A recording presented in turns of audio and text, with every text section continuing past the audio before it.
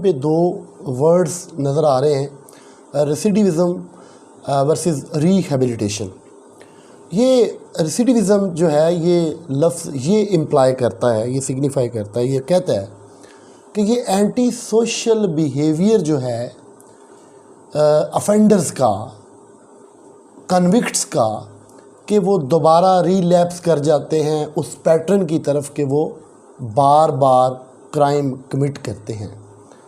इसके साथ साथ जो कॉन्सेप्ट रिहेबिलिटेशन का है, rehabilitation through education, through moral support, through circumstantial support, through helping someone, जब किसी की मदद की जाती है कि वो दोबारा एक कारामद शहरी जो है वो सिटीज़न बन जाए, ऐसे वेज़ यूज़ करते हुए ऐसे कानून को जो ऐसा कानून बनता है वो रिहेबिलिटेशन के लिए, ये लॉज जो हैं बेसिकली ये रिफॉर्म्स लेके आ रहे हैं, जो कि रेफॉर्मेशन जो है स्पेशली जुवेनाइल्स के बारे में आप कह लें, या ऐसे लोग जो फर्स्ट ऑफेंडर हैं जिन्होंने माइनर जो ऑफेंसेस कमिट किए हैं।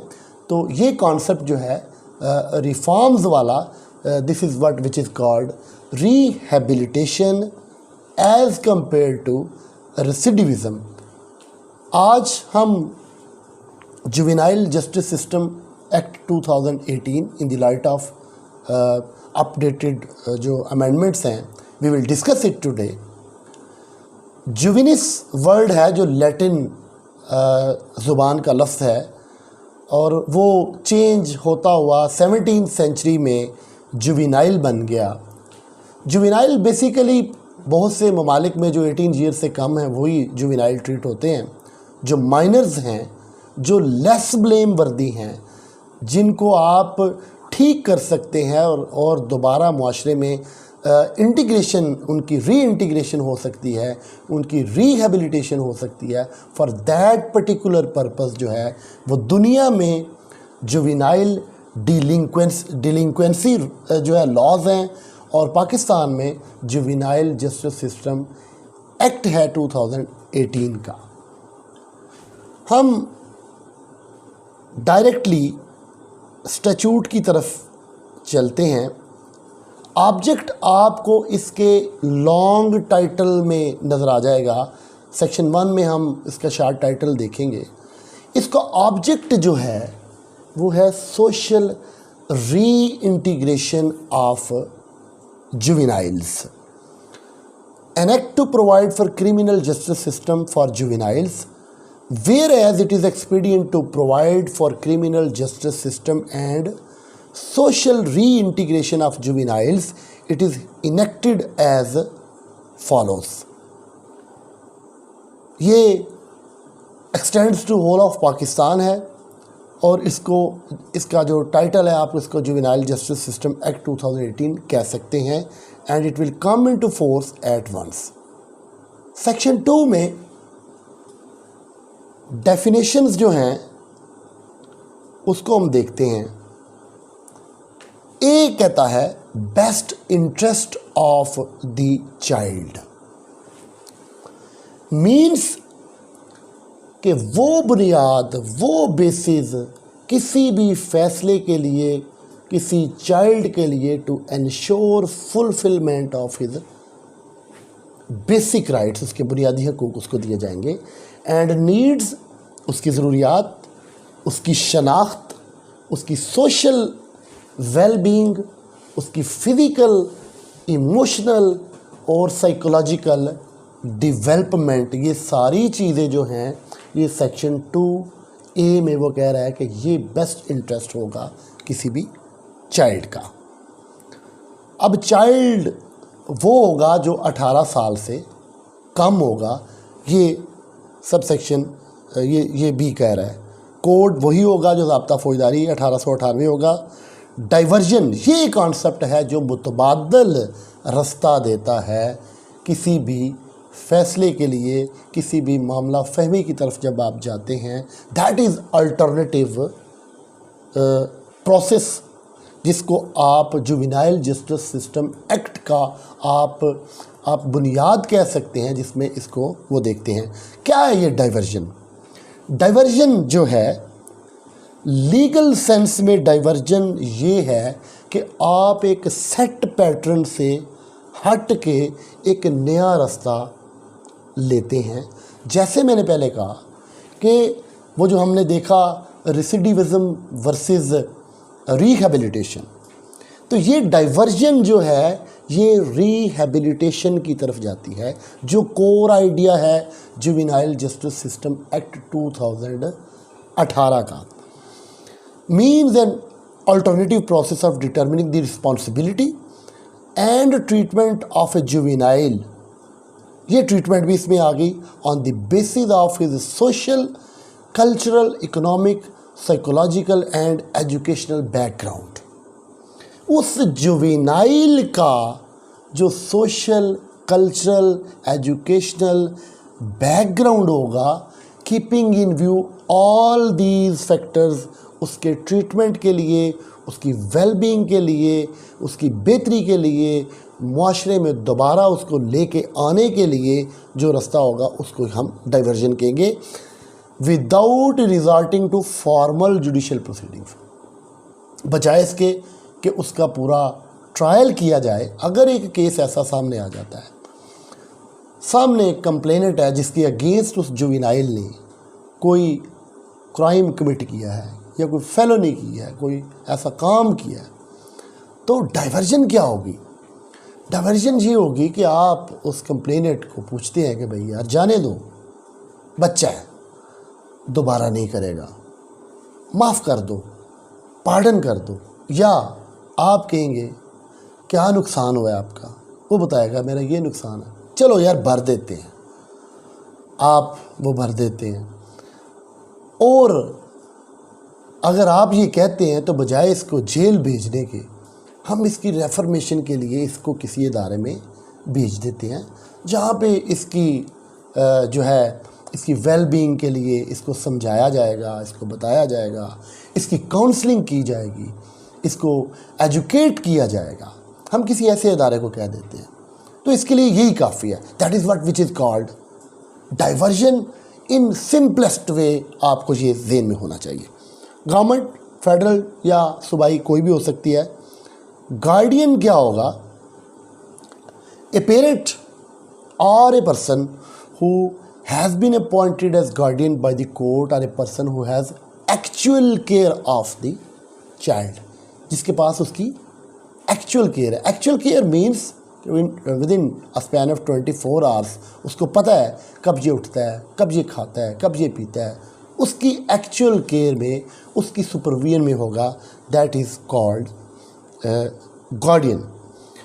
heinous offense की definition that is very important in context with juvenility, और आगे हम जाकर ये देखेंगे कि हीनस ऑफेंसेस में कोर्ट कैसे अपनी पावर्स को यूज़ करती है और कैसे इसको जुवेनाइल को ट्रीट किया जाता है।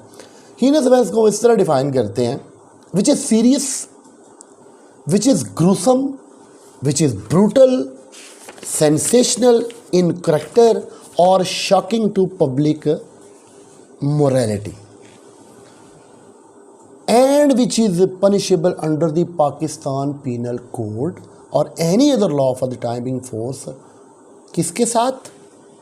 with death or with imprisonment for life or imprisonment for more than 7 years with or without fine.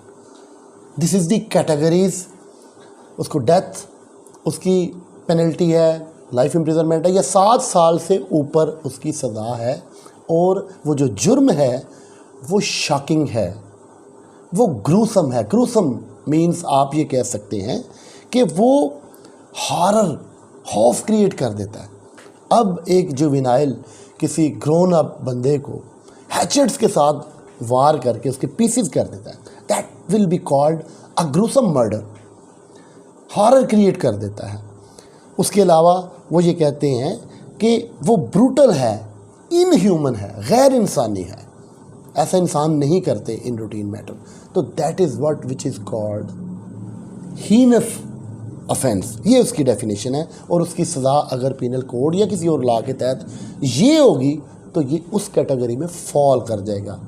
Remember, इसकी तीन कैटेगरीज हैं, एक हीनस ऑफेंस है, एक मेजर ऑफेंस है और एक माइनर ऑफेंस है। आपने इसको देख लिया। जुवेनाइल कौन होगा? A child who may be dealt with for an offense in a manner which is different from an adult। कि चाइल्ड को आपने देख लिया, अंडर 18 होगा। और जुवेनाइल कौन कहलाएगा? जुवेनाइल वो होगा जिसको आप नॉर्मल प्रोसीजर से हट के, ये जो अल्टरनेटिव है, ये जो मुतबादल रास्ता आपने रिहेबिलिटेशन वाला लिया है, उसकी काउंसलिंग वाला लिया है, आप उसको प्रोबेशन ऑफिसर के अंडर दे देते हैं, उसकी सुपरविजन में, आप उसको किसी इंस्टीट्यूशन में, इदारे में भेज देते हैं, किसी वोकेशनल इदारे में भेज देते हैं, किसी अपनी ऐसी एजेंसी जो गवर्नमेंट की रिकग्नाइज्ड एजेंसी है और जिसको गवर्नमेंट वॉच कर रही है, उस जगह भेज देते हैं कि इसकी सोशल वेलबींग होगी, इसको इमोशनल सपोर्ट होगी, इसको हर लिहाज से जो है वो सपोर्ट किया जाएगा कि ये दोबारा री इंटीग्रेशन वाले मामले में आए, रिहेबिलिटेशन में आए, ये इसकी बहाली हो जाए, ये दोबारा मुआशरे में आ जाए। तो that is what which is called juvenile. कि उसके लिए ये सारी जो है वो कह रहे हैं कि उसको एडल्ट से थोड़ा डिफरेंट ट्रीट किया जाएगा। आगे हम देखेंगे कि उनका इकट्ठा ट्रायल होगा तो कब होगा, नहीं होगा तो क्यों नहीं होगा, क्या उनको प्रिजन में दूसरे इनमेट्स के साथ रखा जाएगा या प्रिजन में जाएगा तो नहीं। तो ये डिफ्रेंसीशन होगी, ये फ़र्क जो है वो किया जाएगा एडल्ट से और जुवेनाइल को। जुवेनाइल कोर्ट जो सेक्शन 4 के तहत बनेगी, जस्टिस कमेटी सेक्शन 10 के तहत जुवेनाइल जस्टिस कमेटी, हम उसके रोल्स को डिस्कस करते हैं। के में वो कहता है कि juvenile rehabilitation centre means a place where a juvenile may be kept and given education। You will see in the entire body of this enactment कि आपको हर जगह पे उसकी एजुकेशन, उसकी वेल-बीइंग, उसकी वेलफेयर, उसके राइट्स जो हैं वो बार बार डिस्कस किए जाएंगे। जैसे आप मुझे कहते हैं कि ये जो बच्चे हैं, ये जो माइनर्स हैं, ये जो जुवेनाइल हैं, इस मुआशरे का वो फ्यूचर हैं, तो उस फ्यूचर को सेव करने के लिए और मुआशरे में रेफॉर्मेशन के लिए, बेहतरी के लिए ये चीज़ें। Mean the place where juvenile may be kept and given education, vocational और टेक्निकल ट्रेनिंग। कोई पेशा वराना, कोई बिज़नेस के हवाले से या कोई टेक्निकल ट्रेनिंग, उसको कोई चीज़ सिखा दी जाती है, कोई हुनर दे दिया जाता है for his mental, moral and psychological development. ये बात ही सिर्फ जुवेनाइल की डेवलपमेंट की कर रहे हैं। एंड इंक्लूड्स सर्टिफाइड इंस्टीट्यूशन, जैसे मैंने पहले कहा, ऐसे इदारे, ऐसी एजेंसीज जिनके ऊपर अम्ब्रेला होगा गवर्नमेंट का, जिनके ऊपर गवर्नमेंट का चेक होगा, जिनको इंटीरियर डिवीजन ऑफ पाकिस्तान, जो मिनिस्ट्री ऑफ इंटीरियर के तहत जो उसका ज़ैली इदारा है, जो उसको हेड करेगा, देखेगा इंटरनल अफेयर्स को, ये वो गवर्नमेंट का चेक है जो इन इदारों पे होना चाहिए। And include certified institutions, juvenile training institutions, specially जो जुवेनाइल के लिए ट्रेनिंग इंस्टीट्यूशंस बने हैं। बॉस्टल इंस्टीट्यूशंस, आपने ये वर्ड बॉस्टल इंस्टीट्यूशन ज़ाब्ता फौजदारी में भी देखा होगा। ये बॉस्टल क्या है?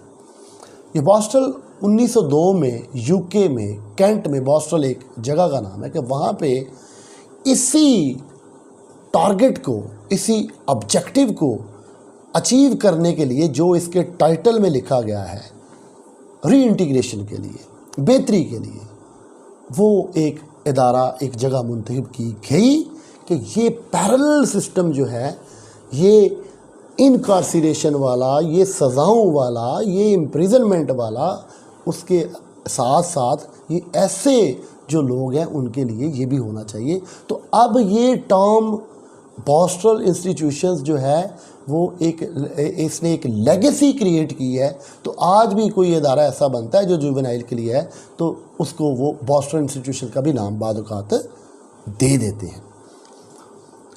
Vocational centres, Darul Aman, and women crisis centers established by the government or by voluntary organizational certified by the government. अगर कोई प्राइवेट कैपेसिटी में भी है तो सर्टिफिकेशन के बगैर इन इदारों को काम नहीं करने दिया जाएगा। जुवेनाइल ऑफेंडर कौन होगा? जिसने जुर्म किया होगा या जिस पे उस जुर्म का एलिगेशन होगा। ये देख लें आप, who is alleged to have committed और who has been found to have committed an offence. ये दो डिफरेंट चीज़ें हैं। मेजर ऑफेंस, आगे हमने हीनस ऑफेंस देखा। नाउ इसी हायरार्की में मेजर ऑफेंस क्या होगा? मेजर ऑफेंस वो होगा जिसकी सज़ा 3 साल से ज़्यादा होगी और अप टू 7 ईयर्स होगी। उसमें डिस्टिंक्शन ये है कि डेथ होगी, इम्प्रिजनमेंट उसकी सज़ा होगी या मोर देन 7 ईयर्स होगी। ये अप टू 7 तक, that will be called major offence. Medical officer जो गवर्नमेंट वो जिसको डिस्ट्रिक्ट कंसर्न और डिपार्टमेंट जो है डिक्लेयर करेगा।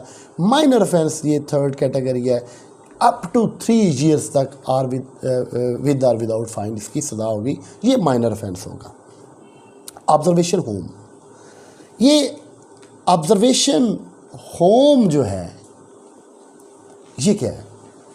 Observation home for the purposes of supervision ये बनाए जाएंगे जहाँ पे स्पेशली जो है वो जुवेनाइल्स और वो माइनर्स और वो जो लेस ब्लेम वर्दी बच्चे हैं जो ऐसे ऑफेंडर्स हैं उनके लिए ये ऑब्जर्वेशन होम्स बनाए जाएंगे।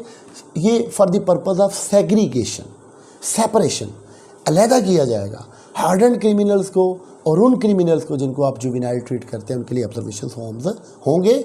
और होंगे वो भी उनकी सोशल वेलबींग के लिए, उनकी मॉरल वेलबींग के लिए, उनकी एजुकेशन के लिए। Means a place where a juvenile is kept temporarily after being apprehended by police as well as after obtaining remand from juvenile court or otherwise for conducting inquiry or investigation for the purposes of this act। पकड़ लेती है police इसको, तो police फिर उसको फौरी जो है वो जुवेनाइल को वो बॉस्ट ऑब्जर्वेशन होम में ले जाएगी। इसको कुछ जगह पे कुछ कंट्रीज़ में रिमांड होम्स भी कहा जाता है कि फॉर टेम्परेरी पीरियड उनको ले जाया जाता है। Prescribed means prescribe by rules made under this act. Probation officer वही होगा जो हमने प्रीवियस लेक्चर में भी देखा है, वो 1960 के तहत जो प्रोबेशन ऑफिसर होगा वही होगा। Suitable person means any person, trust, association और society duly recognised by law whose object is welfare and protection of child. ये सूटेबल जो पर्सन है ये इंडिविजुअल भी हो सकता है, ये ट्रस्ट भी हो सकता है, ये कोई एसोसिएशन हो सकती है, कोई बॉडी हो सकती है जिसका मकसद क्या होगा? Welfare and protection of child. Explanation में वो कह रहा है कि person in this class means the guardian of a juvenile और any other person appointed by a juvenile court for the purposes of this act. Legal assistance में वो ये कह रहा है कि एवरी जुवेनाइल और a child who is victim of an offence, अगर वो विक्टिम भी है, shall have the right of legal assistance at the expense of state. State जो है उसका वो एक्सपेंसेस करेगी। The juvenile shall be informed about his rights available under the law by a legal practitioner with in 24 hours of taking him into custody. Juvenile को उसके rights के बारे में विद इन 24 आवर्स बता दिया जाएगा लीगल प्रैक्टिशनर के ज़रिए, किसी वकील के ज़रिए।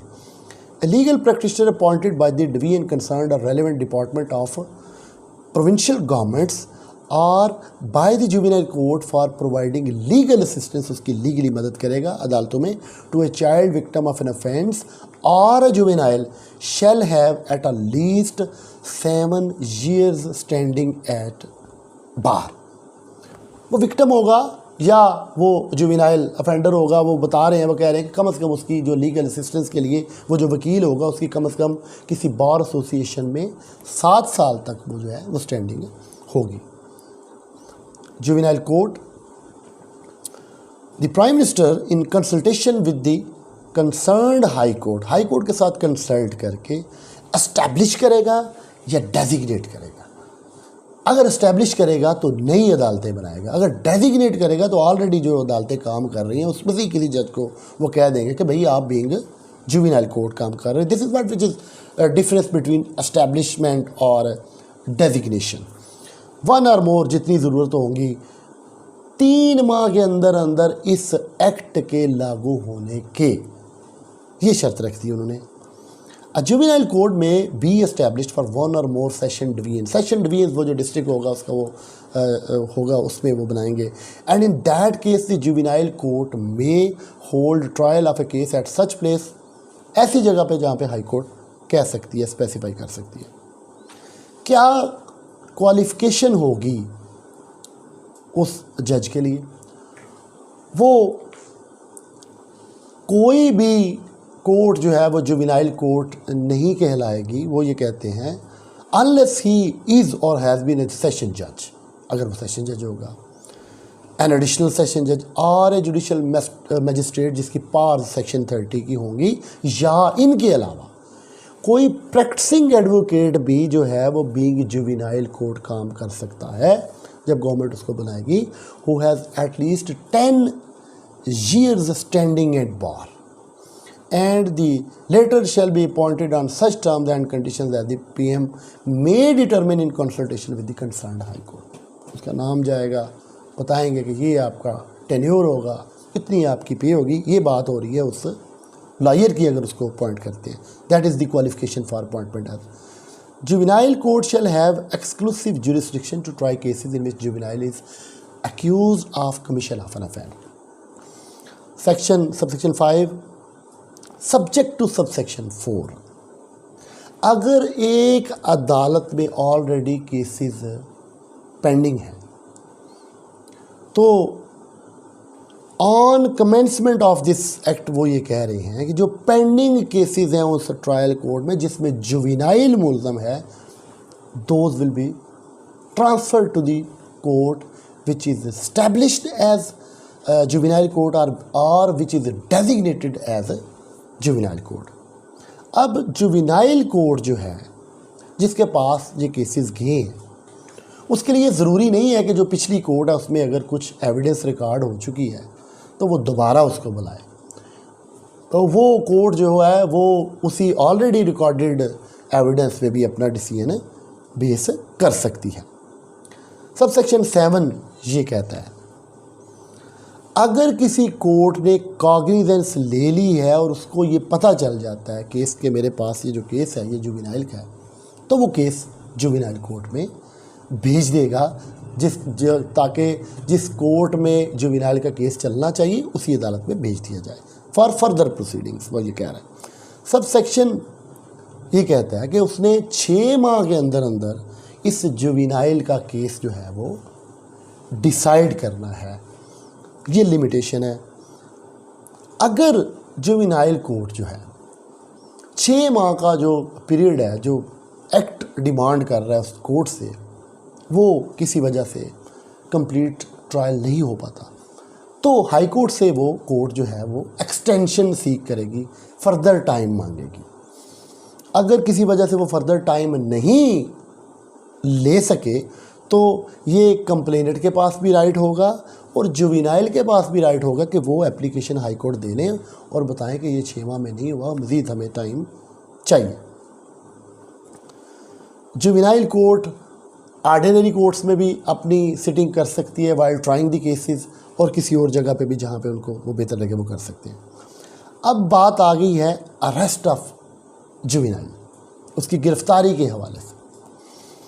The arrested juvenile shall be kept in an observation home, जैसे हमने पीछे देखा, and the officer in charge of the police station shall as soon as possible inform करेगा उसके गार्डियन को, बताएगा, उसको ढूंढेगा, उसको टाइम डेट और नाम बताएगा उस अदालत का कि जहाँ पे उसको पेश किया जाना है। ये ड्यूटी पुलिस ऑफिसर की है जिसने एप्रीहेंड किया है, जिसने उस जुवेनाइल को गिरफ़्तार किया है कि पेश करने से पहले तो वो ऑब्जर्वेशन होम में रखे, उसके बाद गार्डियन को बताए और गार्डियन को बताने के बाद उसको ये बताए कि भाई मैं इस कोर्ट में लेके जा रहा हूँ, आप पहुँच जाए उधर।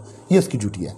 दूसरा, उसने उसके प्रोबेशन ऑफिसर को भी ये बताना है, inform the concern probation officer to enable to him to obtain such information. Probation officer को बताएगा भाई ये जुवेनाइल हमारे पास, हमने इसको अरेस्ट किया है, this is nature of allegation, तो आप अपनी जो हैं वो मटेरियल सर्कमस्टांसेस उनको देख लें जो कोर्ट की मदद के लिए, इंक्वायरी के लिए वो असिस्ट कर सके अदालत को।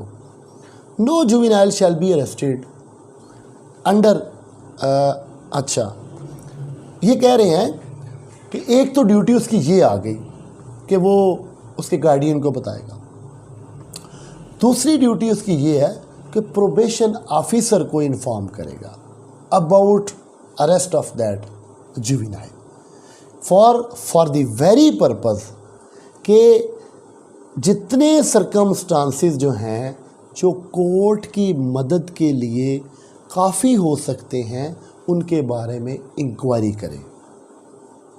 इंक्वायरी इस सेंस में करें कि जुवेनाइल के बारे में उसकी एजुकेशनल बैकग्राउंड, उसके वेयर अबाउट्स, उसका कल्चरल टाइज, वो किस जगह रहता है, किस बैकग्राउंड से है, किस एनवायरनमेंट से है, ये सारी चीज़ें जो है वो इंक्वायर करेगा कि in the light of that inquiry जो है वो फिर कोर्ट में वो असिस्ट कर सकेगा। No juvenile shall be arrested under any of the laws dealing with preventive detention और under the provisions of chapter 8 of the code. Criminal procedure code के जो प्रिवेंटिव डिटेंशन है या जो चैप्टर 8 है उसमें जुवेनाइल को आप अरेस्ट नहीं कर सकते। ये आप चैप्टर 8 निकालें, फॉर दैट वेरी पर्पज़ उसको देखें कि चैप्टर 8 ज़ाब्ता फौजदारी का और प्रिवेंटिव डिटेंशन वाला जो चैप्टर है उसकी प्रोविजंस क्या कह रही हैं और why he should not be arrested in those cases. Report under section 173 CRPC shall also describe the steps taken by the officer in charge of the referring the matter to a juvenile justice committee for disposal of case through diversion. Now this is important. Section 5 subsection 3 ये कह रहा है arrest किया गया है, guardian को बताया गया है, प्रोबेशन ऑफिसर को बताया गया है, ये भी कहा गया है कि किन मामलात में उसको गिरफ़्तार नहीं किया जा सकता, ये सारी चीज़ें होगी। अब वो ये कह रहे हैं कि जो 173 की रिपोर्ट है वो जो स्टेप्स उस आईओ ने लिए हैं ये उसकी ड्यूटी है by the officer incharge offer वो जब मैटर रेफ़र करेगा जुवेनाइल जस्टिस कमेटी को ये कहेगा कि इस मामले को आप बजाय इसके कि इसका ट्रायल करें आप डाइवर्जन वाला रास्ता जो है वो ले लें। Where it was so required under section 9, आगे सेक्शन 9 में वो हम ये देखेंगे कि वो ये क्या कह रहा है। बेल की बात आ गई, जो भी 496 में मामला आएगा वो ये कहेंगे कि अगर उसको गिरफ़्तार किया गया है काबिल ज़मानत जुर्म में तो उसको कोर्ट रिलीज़ कर ले दी। अगर कोर्ट ये समझती है कि ये काबिल ज़मानत जुर्म तो है, मैं अगर इसको रिलीज़ कर देती हूँ बीइंग कोर्ट, तो ये जो जुवेनाइल है इसकी एसोसिएशन जो है वो दोबारा ऐसे लोगों के साथ हो जाएगी जो इसकी वेलफेयर में नहीं है, जो इसकी सोशल अपब्रिंगिंग में, इसकी सोशल जो है वो बेनिफिट्स में नहीं होगी। वो क्या कहते हैं, unless it appears that there are reasonable grounds for believing that the release of such juvenile may bring him in association with criminals or expose him to any other danger। ये एक situation है court के पास, जुर्म काबिल ज़मानत है, court ने ज़मानत लेनी है, वाली वारस उस जुवेनाइल का सामने नहीं आता, कोर्ट फिर क्या करेगी, कोर्ट कहती है अगर इसको ज़मानत पे मैं रिहा कर देता हूँ, इस कोर्ट से निकलने के बाद he will be at liberty to go anywhere else wherever he wants to go, वो चला जाएगा और ये दोबारा एसोसिएशन उसकी क्रिमिनल्स के साथ हो सकती है। तो मुझे इसका हाथ किसी ऐसी जगह पे पकड़ाना चाहिए कि जहाँ पे इसका ख्याल रखा जाए। This is what which is the reason which will court will keep in mind while doing it. Other danger. In this situation, juvenile shall be placed under the custody of a suitable person. वही suitable person जिसकी हमने definition देखी है, जिसमें कोई trust भी आ जाता है, कोई सोसाइटी भी आ जाती है, कोई एजेंसी भी आ जाती है, कोई इंडिविजुअल भी आ जाता है, तो कोर्ट कहेगी कि इस सूटेबल पर्सन के पास इसको भेज दो और juvenile habilitation centre under the supervision of probation officer, वो भेज देंगे. The juvenile shall not under any circumstances B kept in A police station under police custody और जेल इन सच केसेस. काबिल ज़मानत जुर्म में जहाँ कोर्ट ये भी समझती है, कोर्ट उसको बचाना चाह रही है, तो ये नहीं होगा कि उसको पुलिस स्टेशन भेज दिया जाए या जेल भेज दिया जाए, ये कोर्ट की जिम्मेदारी है. Juvenile court shall in case where a juvenile is not release under subsection 1 direct the police for tracing guardian. Court कहेगी जाओ इसके गार्डियन को ढूंढ के लाओ. And where guardian of such juvenile is traced out, court क्या करेगी, फौरी उसका हाथ उसके गार्डियन के पास पकड़ा देगी. तो ये विजडम थी इस सेक्शन के पीछे कि जुर्म भी काबिल ज़मानत है, अदालत ज़मानत दे सकती है, लेकिन फिर भी अदालत देखेगी कि क्या बच्चा अपने गार्डियन के पास पहुंचता है या ये जुवेनाइल जो है इसकी एसोसिएशन विद बैड और हार्डन्ड और चेकर्ड हिस्ट्री वाले लोगों के साथ दोबारा ना हो जाए, इसका नुकसान. सब सेक्शन 3 ये कह रहा है कि अगर एक जुवेनाइल माइनर और मेजर ऑफेंस में, या माइनर है या मेजर ऑफेंस है, उसमें उसको गिरफ्तार कर लिया जाता है, ये डिटेन कर लिया जाता है, तो ये उसका ये जो ऑफेंस है उसको बेलेबल काबिल ज़मानत जो है ये ट्रीट किया जाएगा. सबसेक्शन 4 ये कहता है कि जहाँ पे उसकी एज जो है वो 16 साल से ज़्यादा होगी और जो ऑफेंस होगा वो हीनस ऑफेंस होगा. हीनस, तो वहाँ पे कोर्ट क्या करेगी, कोर्ट ये देखेगी कि अगर उसके पास रीजनेबल ग्राउंड्स मौजूद हैं, उस ग्राउंड्स की बेस पे अपनी ओपिनियन फॉर्म करेगी और कहेगी कि ये जुवेनाइल जो है ये ज़मानत का हकदार नहीं है. क्या करेगी कोर्ट, उस हीनस ऑफेंस की डेफिनेशन में चली जाएगी. ऑफेंस को देखेगी कि अगर वो ग्रूसम है, अगर वो शॉकिंग है, अगर वो अगेंस्ट पब्लिक मोरालिटी है, उसमें इनह्यूमन वे में वो जो ऑफेंस किया गया है, तो उन फैक्टर्स को मद्देनज़र रखते हुए कोर्ट जो है उसको ज़मानत नहीं देगी after recording written reasons. Subsection 5 ये कहता है कि अगर 6 माह से ज़्यादा टाइम गुजर जाता है और कोई एक्ट, कोई omission on part of juvenile नहीं है, उस डिले की वजह नहीं है, या उसके जो काउंसल उसको रिप्रेजेंट कर रहा है, उसका जो वकील है, उसका जो एजेंट है, उसके पार्ट पे भी ये डिले नहीं है, ना ही उसने कोई ऐसा एक्ट किया है, ना ही उससे ये कोई ओमिशन हुआ है, तो कोर्ट क्या करेगी, court without before conclusion of trial court उसको बेल आउट कर सकती है. That is a form of statutory ground which is available to juvenile कि उसका ट्रायल कंप्लीट नहीं होता. इन्वेस्टिगेशन इन जुवेनाइल केसेस कैसे होगी, सब इंस्पेक्टर होगा जो अंडर सुपरविजन ऑफ एसडीपीओ जो है, जो सब डिविजनल पुलिस ऑफिसर है, उसकी सुपरविजन में इसको इन्वेस्टिगेट करेगा. और जो इन्वेस्टिगेशन ऑफिसर होगा उसको असिस्ट करने के लिए प्रोबेशन ऑफिसर भी होगा या सोशल वेलफेयर ऑफिसर होगा, जिसको नोटिफाई किया जाएगा, जो गवर्नमेंट के नोटिफिकेशन के मुताबिक, गवर्नमेंट के रिकॉर्ड के मुताबिक या वो प्रोबेशन ऑफिसर होगा या वो सोशल वेलफेयर ऑफिसर होगा. और जो रिपोर्ट प्रिपेयर करेगा, सोशल इन्वेस्टिगेशन रिपोर्ट, और ये रिपोर्ट है, ये पार्ट ऑफ 173 रिपोर्ट जिसको आप चालान बोलते हैं, 173 की रिपोर्ट के साथ इसको अनेक्स कर दिया जाएगा, इकट्ठा कर दिया जाएगा, फिर ये कोर्ट ऑफ लॉ में जाएगी. एज की determination, that is important aspect of juvenility, कि एज की डिटर्मिनेशन के लिए कौन से वेज हैं जो यूज़ किए जाएंगे.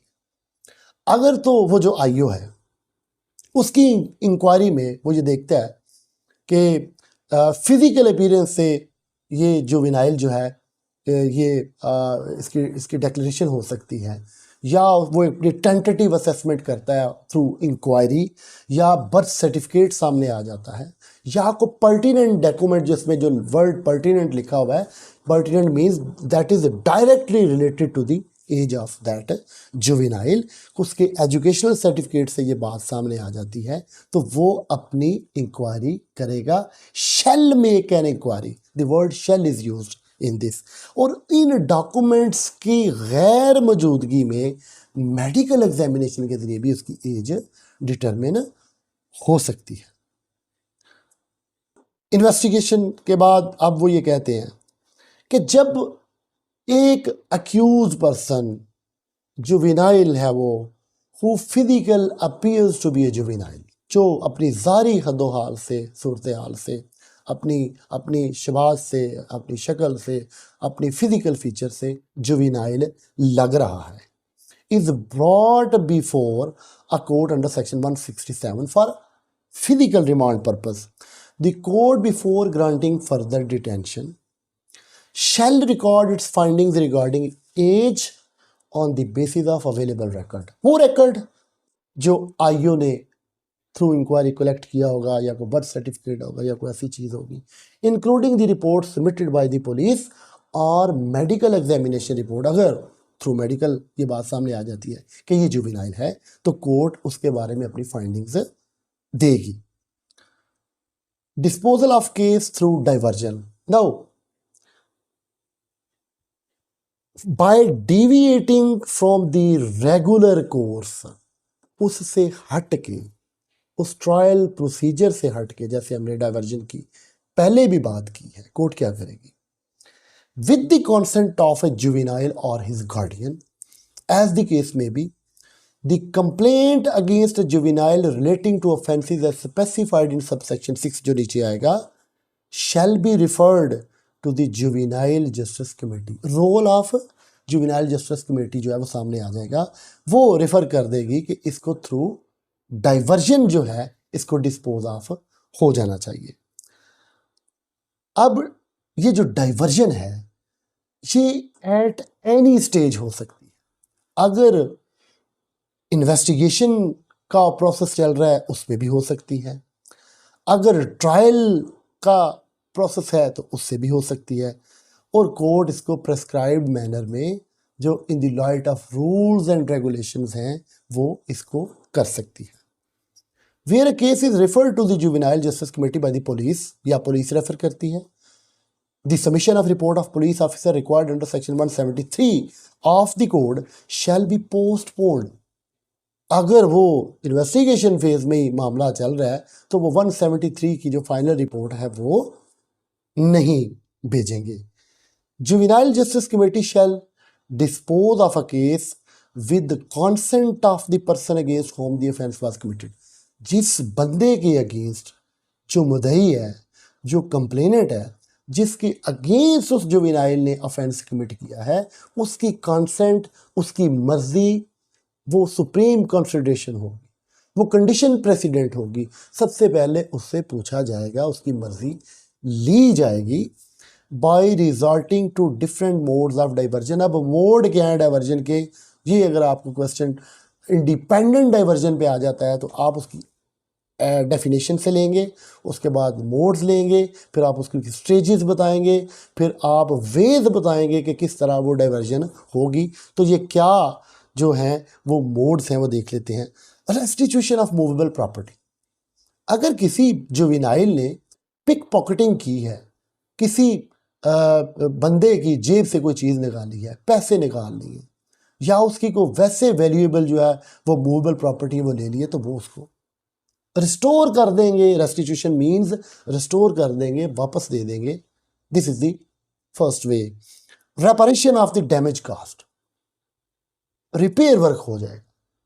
उस जुवेनाइल ने किसी का कोई नुकसान कर दिया है, उसका कोई कैमरा तोड़ दिया है, उसकी कोई गाड़ी तोड़ दी है, उसकी कोई चीज़ तोड़ दी है, तो वो रेपरेशन हो जाएगी, वो उसका उसको उसको वो जो डैमेज काज हुआ है उसको वो रिपेयर कर देंगे। उसके बाद return or oral apology, juvenile को ये कहते हैं कि भाई आप लिख के दें माफ़ीनामा या ज़ुबानी माफ़ी मांग लें। ये आपके सामने कंप्लेनेंट खड़ा है, अगर वो माफ़ कर देता है तो that will B diversion 2। Participation in community service, कहा जाता है कि इसको कम्युनिटी सर्विस में दे देते हैं। इसको कहते हैं कि आपने ये रोड साफ करना है, आपने ये प्लास्टिक बैग्स जो हैं, जो पटल्स जो हैं ये उठानी है, आपने ये जो फ्लावर ड्रेन है ये इट इज़ कॉजिंग ये प्रॉब्लम विद द सीवरेज, इसको साफ करें। आपने ये रोटेशन बेस पे हर हफ्ते जो है आपने ये इन गेम्स को कन्वीन करवाना है, आपने बॉल्स पकड़ाना है, या आपने वो जो बच्चे खेल रहे हैं या जो बंदे खेल रहे हैं आपने वो उस ग्राउंड की सफाई करनी है, कुछ ऐसा करना है। या कोई otherwise there are many kinds of community services. आपने आपको स्कूल में भेज दिया जाता है कि आपने वो बेंचेस जो टूटे हुए हैं जो उनको रिपेयर करना है, आपने बोर्ड साफ करना है, आपने प्लांटेशन करनी है, कुछ भी करना है। तो this is the mode of diversion 2। Payments of fine and cost of proceedings, juvenile को कहते हैं कि भाई छोड़ देते हैं, आप ये जो प्रोसीडिंग्स सारी हुई हैं इनकी जो कास्ट है ये स्टेट बेयर नहीं करेगा, आपके वारस आपका गार्डियन अगर दे देता है तो कंप्लेनेंट की सेटिस्फेक्शन हो जाती है, तो हम इसको भी ख़त्म कर देते हैं। प्लेसमेंट इन जुवेनाइल रिहेबिलिटेशन सेंटर, उधर भेज दिया जाता है। कॉन्सेप्ट आपने पहले ले ली हुई है। रिटन एंड ओरल रेप्रीमांड, उसको सख्ती से जो है उसको रेप्रीमांड किया जाता है, उसको स्ट्रिक्ट वार्निंग दी जाती है, उसको फर्म वार्निंग दी जाती है कि आइंदा आप ये काम नहीं करेंगे। तो ये डाइवर्जन है, ये डिविएशन है, ये जो मुतबादल रास्ता है रिहेबिलिटेशन का, उसके अंदर एक फर्दर रास्ता है। ये प्रोसीडिंग्स को कंटिन्यू करने के बजाय इस बात को रफा करने का के मुतरादिफ है। Provided that with the complainant is a state functionary, जहाँ पे मुद्दई गवर्नमेंट का कोई नुमाइंदा है, उसके अगेंस्ट कोई जुर्म हुआ है, तो वहाँ पे जो कंसर्न्ड पब्लिक प्रोसिक्यूटर है वो on behalf of that state functionary, that government official, वो इसको डाइवर्जन जो है उसकी मर्जी उसकी मर्जी पब्लिक प्रोसिक्यूटर की ले ली जाएगी और डाइवर्जन की तरफ चले जाएंगे। For the purposes of diversion all offences either minor और मेजर शैल बी कंपाउंडेबल, सारे के सारे डाइवर्जन के लिए सारे के सारे ये काबिल राजीनामा होंगे। Diversion shall be exercise in prescribed manner in cases where a juvenile is accused of commission of minor offences. अब ये वो बता रहे हैं प्रेस्क्राइब्ड मैनर होगा क्या। पहले तो वो ये कह रहे हैं जहां पे वो माइनर ऑफेंस के लिए होगा, या where a juvenile is accused of commission of a major offence and the age of juvenile is not more than 16 साल से कम उसकी उम्र है at the time of commission of offence, तो यहाँ पे डाइवर्जन हो जाएगी। जुवेनाइल जस्टिस कमेटी,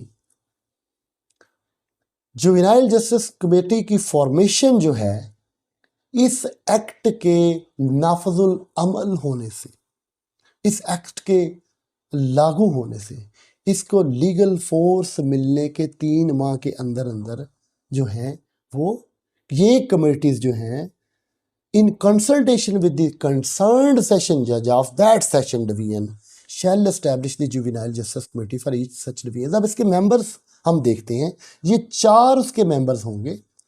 एक जुडिशियल मैजिस्ट्रेट जो सर्विंग होगा सेक्शन 30, वो इसको हेड करेगा। इसमें डिस्ट्रिक्ट पब्लिक प्रोसिक्यूटर होगा उस ज़िले का, जो सारे प्रोसिक्यूटर्स का हेड होता है। एक मेंबर ऑफ लोकल बार होगा जिसकी कम से कम 7 साल तक स्टैंडिंग होगी, और सेशन जज जो है वो 2 साल के लिए इसको एज ए मेंबर उस कमेटी में रखेगा। या सर्विंग प्रोबेशन ऑफिसर और सोशल वेलफेयर ऑफिसर जो ग्रेड 17 होगा। 4 मेंबर होंगे, एक हेड होगा, और 3 मेंबर जो होंगे एक बार से होगा, एक प्रोबेशन ऑफिसर या सोशल वेलफेयर ऑफिसर होगा, और एक जो है आपने वो देखा है वो होगा, ये क्या कहते हैं इसको, डिस्ट्रिक्ट पब्लिक प्रोसिक्यूटर। ये प्लेस ऑफ सिटिंग ऑफ जो जुवेनाइल जस्टिस कमेटी है जिनकी वो मीटिंग्स वो करेंगे, वो किधर बैठेंगे, वो प्रेफरेबली जहाँ पे कोर्ट जुवेनाइल की लगती है, जहाँ पे केसेस ट्राई होते हैं, उधर ही वो बैठ के अपने जो है वो कमेटी की मीटिंग कर लिया करेंगे। और क्या फंक्शंस होंगे जुवेनाइल कमेटी के? सबसे पहला फंक्शन तो उसका ये होगा कि वो केसेस जो रेफर किए गए हैं उन तक पहुंचाए गए हैं कि आप इनको थ्रू डाइवर्जन सॉल्व कर लें, वो उनको सॉल्व करेंगे 1 माह के अंदर अंदर रेफर करने के बाद। दूसरा, इंस्पेक्शन करेंगे ऑब्जर्वेशन होम्स की, जो टेम्परेरी आपने ऑब्जर्वेशन होम्स बनाए हैं फॉर वेलफेयर ऑफ जुवेनाइल्स, उनकी इंस्पेक्शन करेंगे। हैबिलिटेशन सेंटर्स जो हैं जुवेनाइल के, उनकी भी इंस्पेक्शंस करेंगे और डायरेक्शंस दे सकते हैं उन जगह के जो ऑब्जर्वेशन होम का इंचार्ज है या जो जुवेनाइल रिहेबिलिटेशन सेंटर का इंचार्ज है कि भाई आप फलां मेयर्स ले लें जिनसे social re integration of juveniles भी आसानी से हो जाए, जो आपके पास आपकी सुपरविजन में हैं। और क्या करेगा? ऐसे फंक्शंस जो प्रेस्क्राइब कर दिए जाएंगे, जो थ्रू रूल्स और रेगुलेशंस और थ्रू मीटिंग्स या इन the light of government circulars और डायरेक्शंस आपको बता दिए जाएंगे। For the administration and functioning of the juvenile justice committee, provision of staff, वो आपको सेशन जज जो है वो स्टाफ दे देगा कि भाई अपने आप स्मूथ फंक्शनिंग कर लें। प्रोसीजर क्या होगा? कोर्ट क्या प्रोसीजर अडॉप्ट करेगी? वो ये करेगी, सबसे पहले तो ये कहेगी कि भाई आप इस अदालत में आपको बैठने की इजाज़त नहीं है, एक्सेप्ट स्टाफ और जो ऑफिसर्स हैं कोर्ट के, उनके अलावा, या वो जो पार्टीज़ हैं जो डायरेक्टली कनेक्टेड हैं उन प्रोसीडिंग्स के, उनको भी इजाज़त मिल जाएगी। गार्डियन होगा जुवेनाइल का, उसको भी मिल जाएगी। या ऐसे लोग जिनको कोर्ट कहता है कि आप बैठे रहें। अगर किसी स्टेज पे कोर्ट को ये लगता है कि कोई ऐसा कोई सेक्सुअल ऑफेंस है जिसमें जुवेनाइल इन्वॉल्व है, जिसमें विक्टिम भी है, तो कोर्ट ये समझती है कि भाई इस जगह पे फलां बंदे को या उसको नहीं होना चाहिए, कीपिंग व्यू दी डिसेंसी, ये सारी चीज़ें, तो कोर्ट उनको भी ये कि एट दैट टाइम अगर वो मौजूद भी हैं अदालत में, तो कोर्ट कह सकती है कि भाई आप आउट ऑफ कोर्ट हो जाएं, आप बाहर चले जाएं। If at any stage of proceeding the juvenile court is satisfied कि अदालत को ये लगता है कि जुवेनाइल का अदालत में हाजिर होना ज़रूरी नहीं है, तो अदालत डिस्पेंस विद कर देगी। अदालत बोलेगी आप ना आइएगा, प्रोसीडिंग्स चलती रहेंगी। अगर जुवेनाइल को जो अदालत में लाया जाता है उसको कोई बीमारी है, वो फिजिकल है या अदरवाइज है, तो स्टेट एक्सपेंस पे उसका ट्रीटमेंट भी जो है वो करवाया जाएगा। Trial of juvenile with adult person, अब आपने जॉइंट चार्ज का कॉन्सेप्ट जो है वो सेक्शन 239 में पढ़ा है। वो जो कहते हैं कि विद अडल्ट उसको चार्ज नहीं किया जाएगा जॉइंटली, या उसका ट्रायल नहीं किया जाएगा, लेकिन अगले ही सबसेक्शन में कोर्ट ये कहती है अगर ये अदालत की सेटिस्फेक्शन है कि in the interest of justice, इंसाफ का ये तकाजा है, तो अदालत के पास ये इख्तियार है कि वो चार्ज भी उनको इकट्ठा किया जा सकता है विद अडल्ट, और उनको ट्राई भी किया जा सकता है। In case of joint trial अगर हो जाता है, कोर्ट यहां भी फिजिकल प्रेजेंस जो है जुवेनाइल की वो डिस्पेंस विद कर सकती है बगैर किसी एप्लीकेशन के, और कोर्ट प्रोसीडिंग्स जो है वो ऑडियो विजुअल लिंक के जो मॉडर्न डिवाइसेस हैं उसके तहत भी कर सकती है। कोर्ट कह सकती है कि जुवेनाइल आप फलां जगह पे हो, वहाँ पे ये ऑडियो विजुअल जो है लिंक्स जो है ये इक्विपमेंट इंस्ट्रूमेंट्स जो है वो मौजूद होंगे, तो हम अगर आपकी ज़रूरत पड़ी, आपको फिजिकल अपीयर होने की अदालत में ज़रूरत नहीं है, हम आपसे बात कर सकते हैं, अगर आपकी एविडेंस है तो एविडेंस ले सकते हैं, जो भी पोजीशन हो जी, ये फैसिलिटी उनको होगी। Section 13 disclosure of identity of the juvenile, ये जुर्म है और इसकी सज़ा 3 साल और फाइन है। आगे ये एक बात करते हैं कि subsection 1 nothing in subsection 1 extends to any printing or publication of the name or matter which may make known the identity of a juvenile if such printing or publication is कब हो सकती है? जब officer in charge of police station या जो बंदा investigation कर रहा है इन गुड फेथ इस मकसद के लिए एक नाम प्रिंट कर देता है या पब्लिश कर देता है तो फिर उसको इजाजत होगी, या उसकी ऑथराइजेशन जो है इन राइटिंग फॉर्म होगी, नेक्स्ट ऑफ किन जो नियरेस्ट रिलेटिव होगा वो नेक्स्ट ऑफ किन कहलाएगा, वो दे देता है। Provided that no such authorization, जिसकी अभी ये नेक्स्ट ऑफ किन बात कर रही है, shall be given by the next of किन। नेक्स्ट ऑफ किन कौन होगा? जो उस जुवेनाइल का करीबी तरीन रिश्तेदार, भाई बहन, नेक्स्ट ऑफ किन होगा। To anybody other than the chairman और the secretary by whatever name called of any recognised welfare institution और ऑर्गेनाइजेशन। जब तक अगर कोई ऑर्गेनाइजेशन एजेंसी उसका चेयरमैन या सेक्रेटरी जो है वो नहीं कहता, वो नहीं दी जाएगी। For the purposes of this section recognised welfare institution और ऑर्गेनाइजेशन वो क्या होगी? जिसको गवर्नमेंट रिकग्नाइज कर रहा है at the cost of reputation. I will say again, शुरू में हमने ये बात की थी, वही एजेंसी, वही वॉलंटरी जो ऑर्गेनाइजेशन है, जो सर्टिफाइड है, जिसको गवर्नमेंट रिकग्नाइज करती है, that will be called certified organization. Whoever prints or publishes any matter in relation to any proceedings before a juvenile court with respect to a juvenile referred to in subsection 1 without the previous permission of the juvenile court, अदालत की मर्जी के बगैर वो publish करता है, shall be punished with imprisonment for either description for a term which may extend to 2 years and shall also be liable to fine। अब high court, वो कहते हैं कि हाई कोर्ट और सुप्रीम कोर्ट की अगर कोई जजमेंट वो प्रिंट होती है, ये पब्लिश होती है, तो ये जुर्म नहीं होगा। रिपोर्ट ऑफ प्रोबेशन ऑफिसर क्या होगा? Probation officer shall assist and prepare a report on direction of the juvenile court within such time as may be directed to the court at any stage regarding। क्या report हो सकती है? उसके किरदार, ये जो प्रोबेशन ऑफिसर्स के आपने पढ़े हैं, वो आपने वो रजिस्टर भी देखा, वो सारी चीज़ें देखी, उसका character, educational, social and moral background, admission of committing an offence, juvenile's admission, उसको वो मान लेता है कि मैंने जुर्म किया, if any made with free consent and voluntarily, वो आज़ाद मर्जी से कहता है, any evidence that juvenile actually committed the offence, all legal and appropriate assistance provided at all levels to juvenile for his understanding. ये डी है, concept and consequences even to the child family and guardian, इसके बारे में भी वो probation officer बताएगा। कौन से स्टेप्स उसने लिए हैं कॉम्प्रोमाइज़ करवाने के लिए, पर्या की या पंचायत की शक्ल देने के लिए, मीडिएशन करने के लिए, कंप्लेनेंट और विक्टिम के साथ दोनों के साथ क्या बात हुई है, किस सेटलमेंट की बात हुई है, ये भी उसका हिस्सा होगा। Possibility of sending the juvenile to juvenile rehabilitation centre और रिलीज ऑन प्रोबेशन, वो ये भी रिकमेंड करेगा, ये भी बताएगा कि इसको भेजा जाएगा या इसको रिलीज कर दिया जाएगा।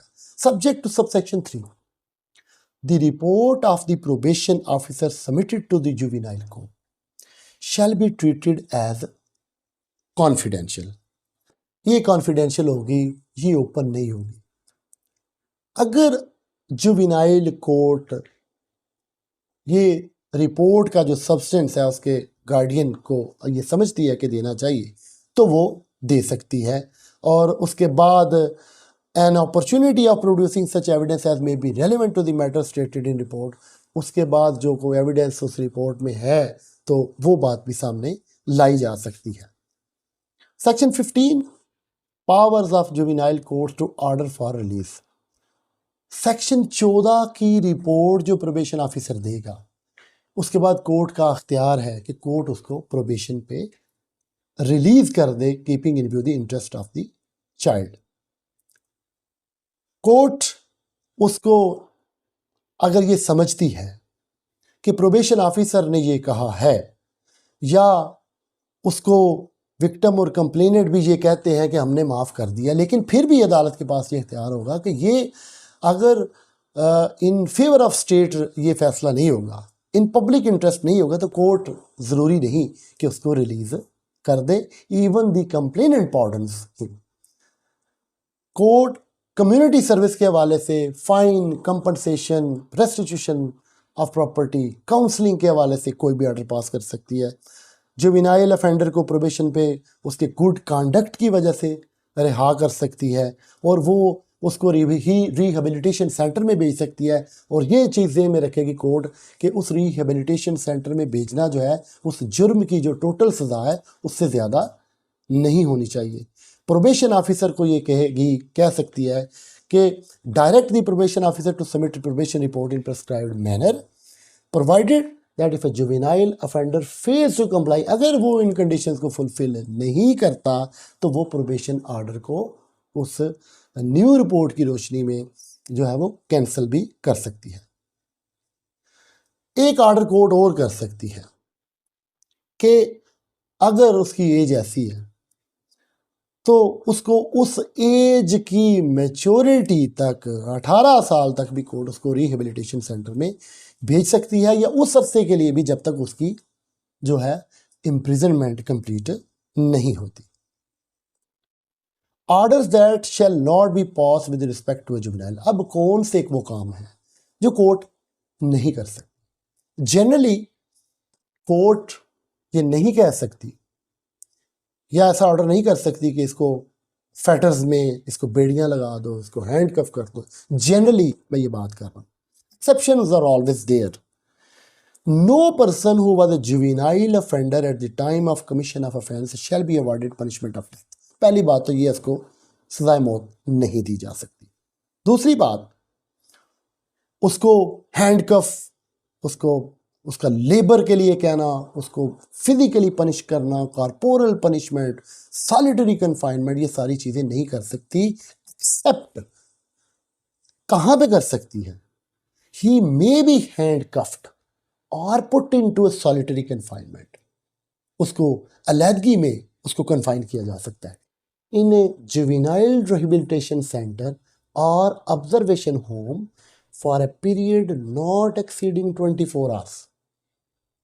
24 घंटे से ज़्यादा उसकी सॉलिटरी कन्फाइनमेंट नहीं होगी। अगर होगी तो ऑब्जर्वेशन सेंटर में या रिहेबिलिटेशन सेंटर में होगी, या उसको उधर ही हैंडकफ करके वो रख सकते हैं। फीमेल के लिए सेक्शन 17 ये कहता है कि उसको मेल प्रोबेशन ऑफिसर के लिए नहीं दिया जाएगा, और उसके लिए स्पेसिफिकली जो फॉर फीमेल्स जो हैं वो रिहेबिलिटेशन सेंटर या ऑब्जर्वेशन होम्स हैं उनमें उनको रखा जाएगा। अपील का राइट बोथ पार्टीज़ को है। जिसके अगेंस्ट फैसला आएगा जुवेनाइल की फेवर में आता है, जुवेनाइल भी अपील कर सकता है, कंप्लेनेंट भी कर सकता है, और गवर्नमेंट जो है वो खुद भी अपील कर सकती है, जहाँ पे स्टेट जो है पार्टी है, with in 30 days against such order in accordance with section 417 CRPC। जहाँ पे ये एक सेक्शन है दैट इज़ वेरी इंपॉर्टेंट, वो कहता है कि removal of disqualification attach with the conviction. अगर कन्विक्शन जुवेनाइल की हो जाती है तो उसको स्टिग्मेटाइज नहीं किया जाएगा, उसके करैक्टर पे एक परमानेंट धब्बा नहीं लगाया जाएगा। इस जुवेनाइल के ट्रायल में फॉर एनी पर्पस, ये इंटरनेशनल कॉन्सेप्ट है कि ये उसकी इस बेस पे ये डिस्क्वालिफिकेशन नहीं होगी कि अगर वो उसने किसी सर्विस में अप्लाई करना है या कहीं जाना है तो that disqualification will not be treated in that particular sense. ये सेक्शन 19 ये कह रहा है। Establishment and certification of observation homes and juvenile rehabilitation center।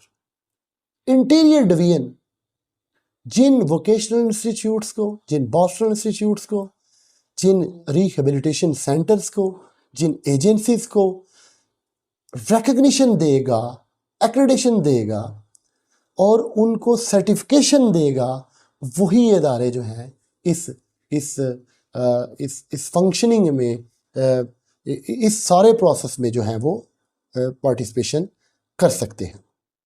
Interior division जो है वो ये सारा काम मैनेज भी करेगा, कंट्रोल भी करेगा। इवन नॉन गवर्नमेंटल ऑर्गेनाइजेशन है तो उसकी सर्टिफिकेशन भी इंटीरियर डिवीजन, दो मिनिस्ट्री ऑफ इंटीरियर के तहत होगा, वो करेंगे। पहले से कोई अगर इदारा या सोसाइटी बनी है उसकी सर्टिफिकेशन भी वो कर सकते हैं इंटीरियर डिवीजन। और इंटीरियर डिवीजन के पास ये भी इख्तियार है कि वो सर्टिफिकेशन अगर वो इन अकॉर्डेंस विद रेगुलेशन और रूल्स वो परफॉर्मेंस उन एजेंसीज़ की, रिहेबिलिटेशन सेंटर्स की, इंस्टीट्यूशंस की, इदारों की, एजेंसीज़ की नहीं होती, तो वो सर्टिफिकेशन जो है वो विड्रॉ कर ली जाएगी। Inspection of observation homes and juvenile rehabilitation centres, वो जो कमेटी बनी है उस कमेटी में से कोई मेंबर भी जो है वो इंस्पेक्शन जाके कर सकता है by with the giving information to the head of that committee, और वो बता के इन्फॉर्म करके वो इंस्पेक्शन कर सकता है। ये जो एक्ट है दूसरे लॉज को ओवरराइड कर देगा और गवर्नमेंट जो है वो रूल्स बना सकती है। और 2000 का जो जुवेनाइल जस्टिस सिस्टम ऑर्डिनेंस है ये रिपील हो जाएगा। This was all about juvenile justice system 2018।